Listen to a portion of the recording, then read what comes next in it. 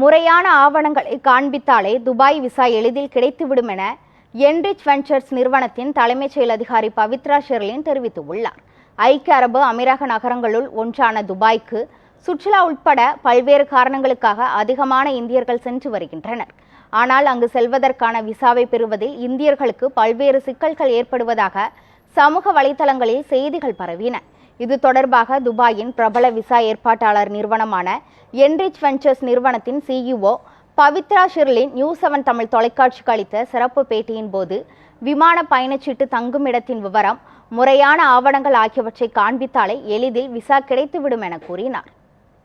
முதல்ல நீங்க visit visa apply பண்றீங்க அப்படின்னா ரொம்ப சிம்பிளான ப்ராசஸ். நீங்க 30 டேஸ்க்கு அப்ளை பண்ணாலும் சரி, 60 டேஸ்க்கு அப்ளை பண்ணாலும் சரி, நீங்க வெறும் உங்க பாஸ்போர்ட் அப்புறம் உங்க போட்டோகிராஃப் சப்மிட் பண்ணா போதும். மினிமம் 2 ஹவர்ஸ்ல இருந்து 48 ஹவர்ஸ்க்குள்ள உங்க விசிட் விசா இஷ்யூ ஆயிடும். ஆனா இன்னைக்குல இருந்து அப்படி கிடையாது.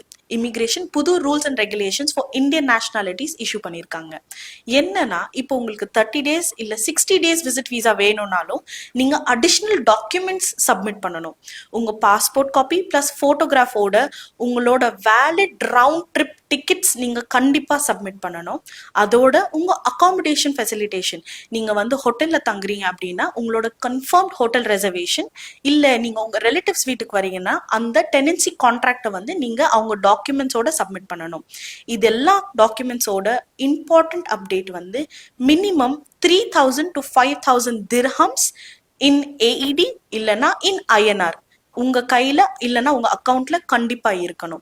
இந்த டீடைல்ஸ் எல்லாம், இந்த டாக்குமெண்ட்ஸ் எல்லாம் இருந்தா மட்டும்தான் உங்க விசிட் விசா அப்ரூவல் ஆகும்.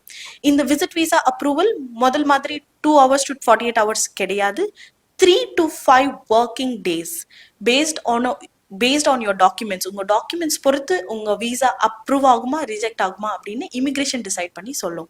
ஸோ இன்கேஸ் நீங்க இந்த நியூ இயர்க்கு துபாய்க்கு வரணும்னு நீங்க பிளான் பண்ணிட்டு இருந்தா இந்த டாக்குமெண்டேஷன் அண்ட் ரெகுலேஷன்ஸை வந்து மைண்ட்ல வச்சு துபாயோட ட்ரிப் பிளான் பண்ணுங்க.